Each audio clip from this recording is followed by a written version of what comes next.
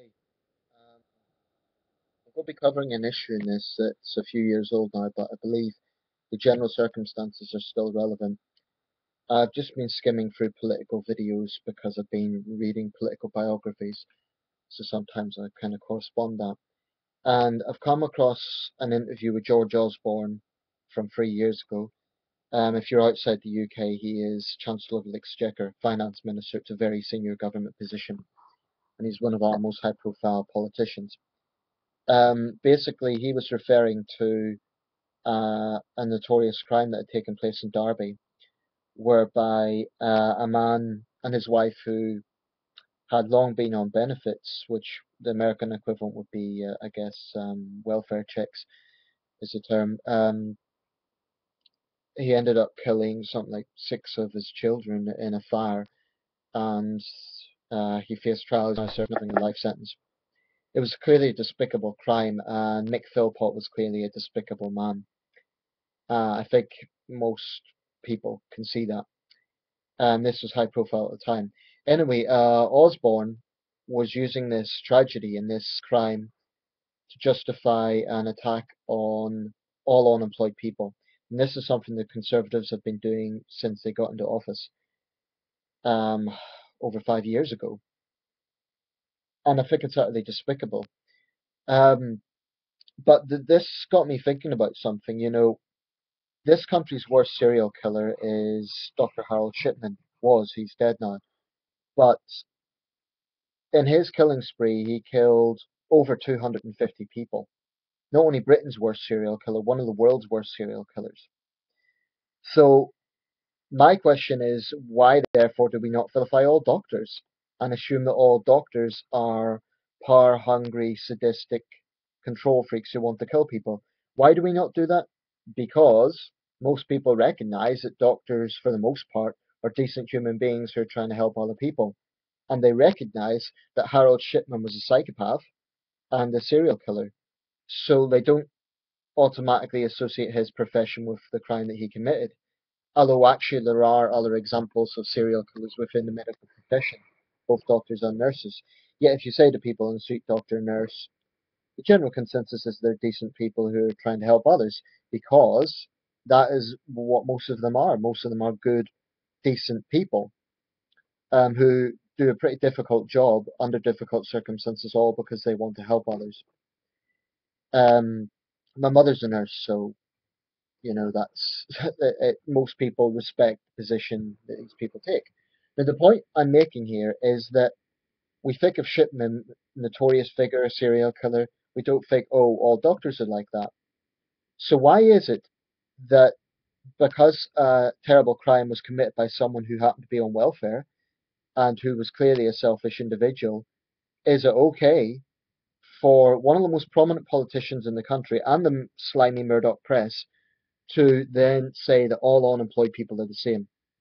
This is something that really makes me angry because it's it's just profound ignorance. I mean, the thing is, I'm not saying that there isn't a problem with people who abuse the system, and I've said this on previous videos. I actually administer a book on Facebook. If you're interested in the subject, please check out the group. It should be open settings. It's called Unfair Generalizing of the Unemployed International. I added the international part because I wanted to get a global outreach. But what motivated me to start that group was these lazy generalizations and these lazy sort of attacks on all unemployed people. This is a rampant problem in the British tabloid press, especially the Murdoch press.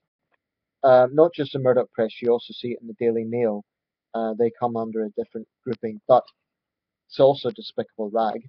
Um, what they will do is they will take an extreme case like the Philpotts and try to promote that as being a normal thing and try to promote the notion that all claimants are in exactly the same position and all claimants are getting massive amounts of money. They've done a similar thing recently with a man in my city who he had like something like a dozen children with nine different women or something like this, and he was on welfare and he was from my city, and all the tabloids had this as their headline. Now, it's not so much that I'm not saying that they shouldn't report it at all. But what I question is that they present this as being the normal thing. and they present it as representing all unemployed people. That enrages me because it's then going about a very negative narrative that everyone is the same. To me, that is no better than saying all Muslims are terrorists. I really think it's just as bad. Um, so my issue here is not that they're reporting it. You know, if someone's committed a serious crime, that is a story. Okay, report it.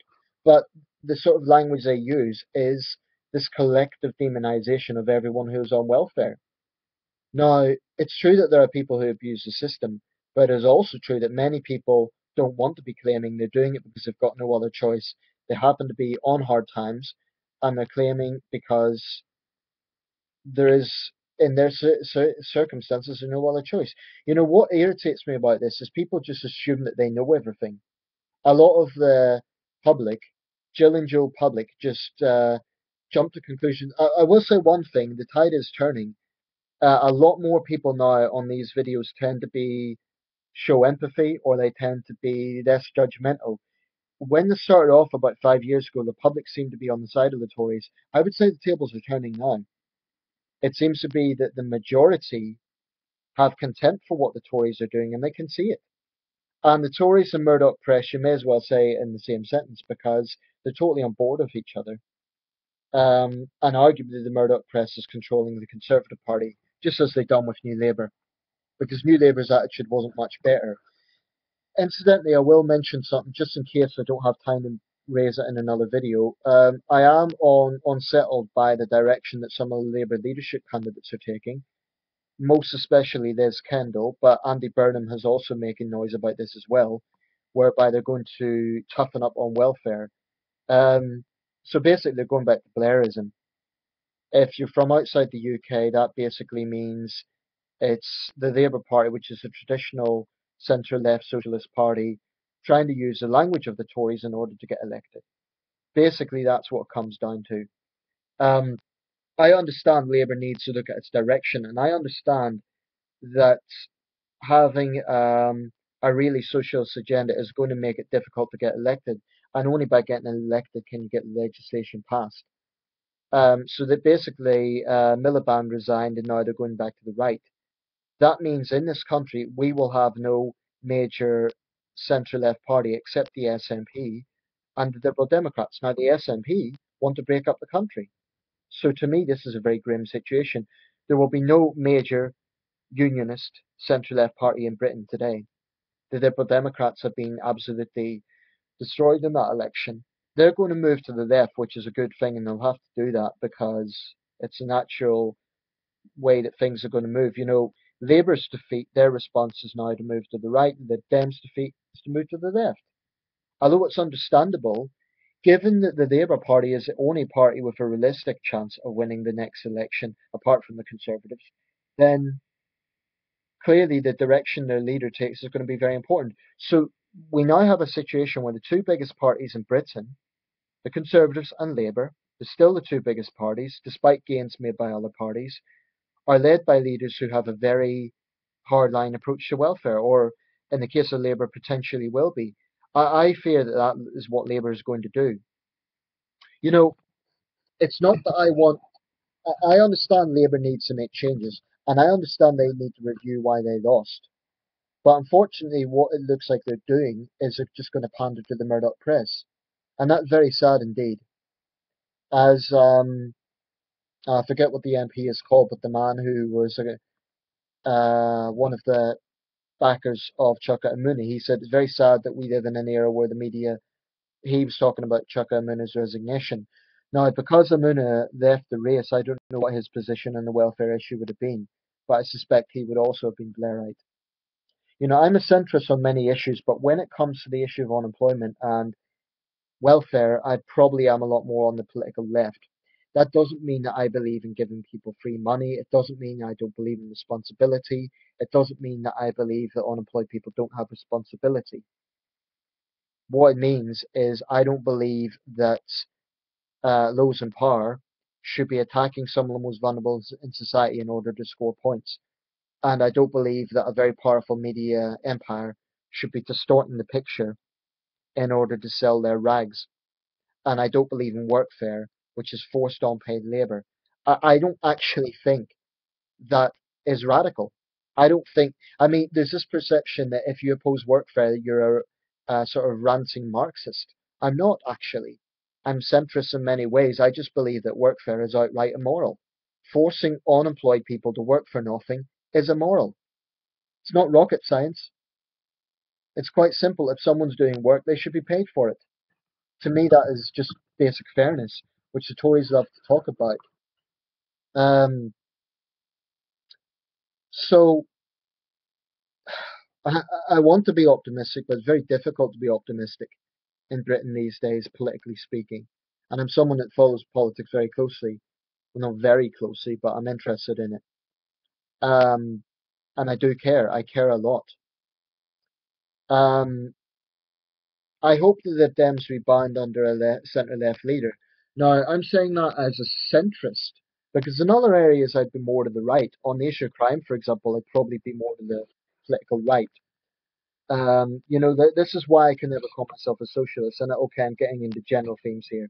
The reason I don't call myself a socialist, sometimes in their passion to speak out against Toryism and the divisive sort of attitudes that Tories take, they overlook some genuine grievances people have. So, for example, they overlook the crime issue, and they'll actually make excuses for criminals. Now, that is an area that really irritates me about those on the hard left. An example would be Owen Jones.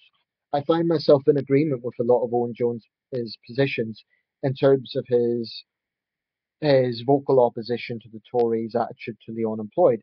But then I find myself getting irritated when people like Owen Jones, not just him, others as well, make excuses for rioters and so on. There are no excuses.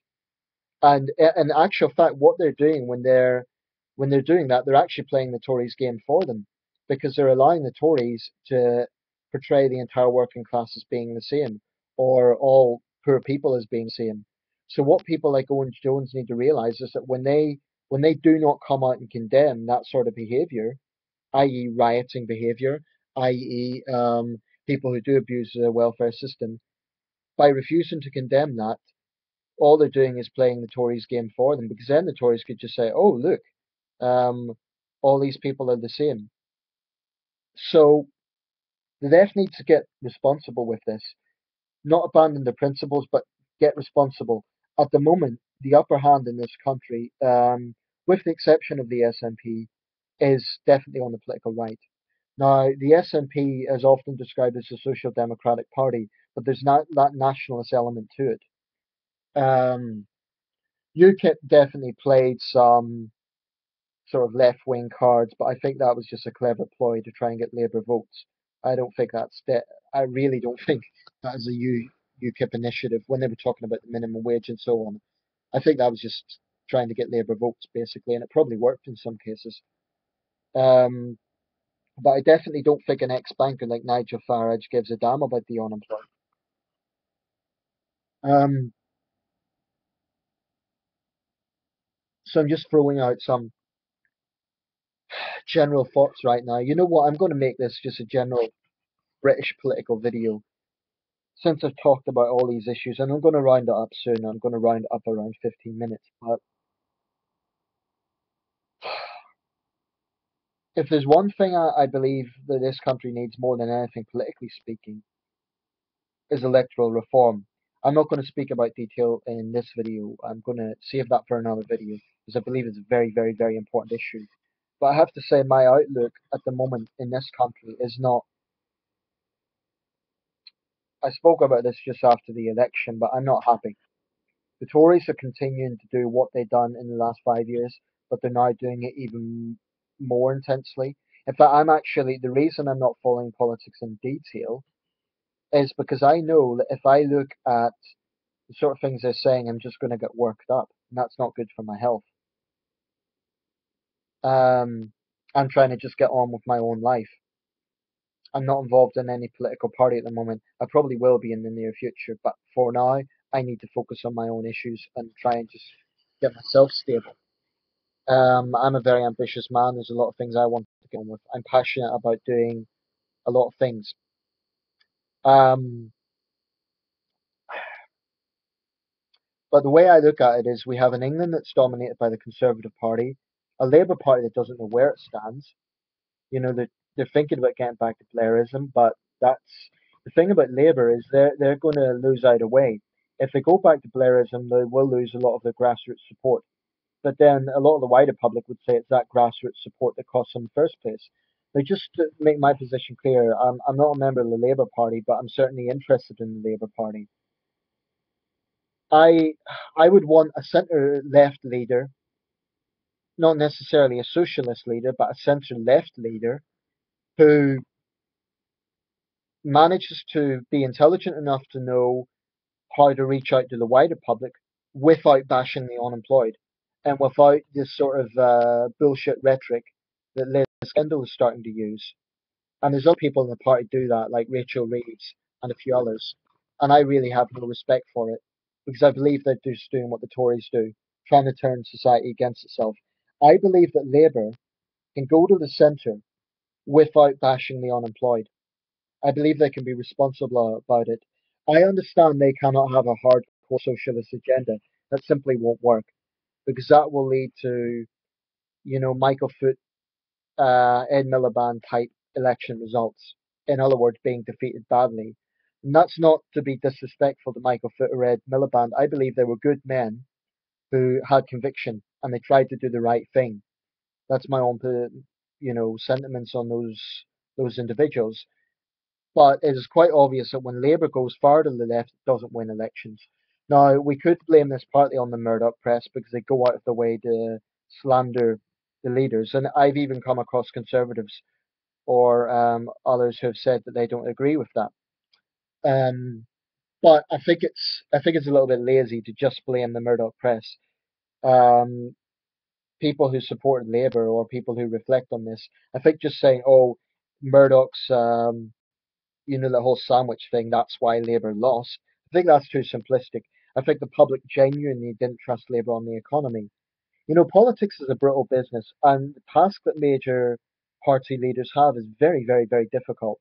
I was watching earlier the tributes to the late Charles Kennedy, and from all parties, and they were very interesting.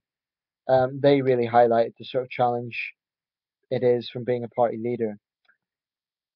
Um, I really don't know. As a centrist, I want to see a party with a genuinely centrist approach.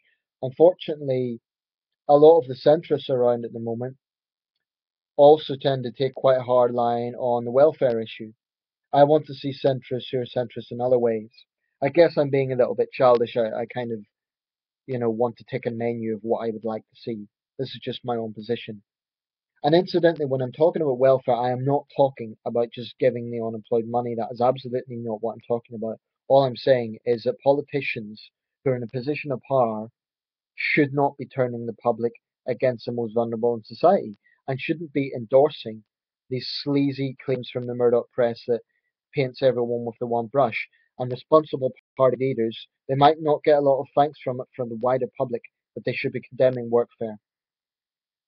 It's not a radical position to take. It really, really isn't. Workfare is wrong. It's forcing people to work for, do a job for no money. That's just outright wrong. And if you look at actually the so-called mission of each of the major parties, their own mission would actually contradict the whole idea of workfare. The Tories talk about a big society. Well, how is a big society picking on the most vulnerable? It's a contradiction. The Lib Dems talk about in their party cards, their party mission.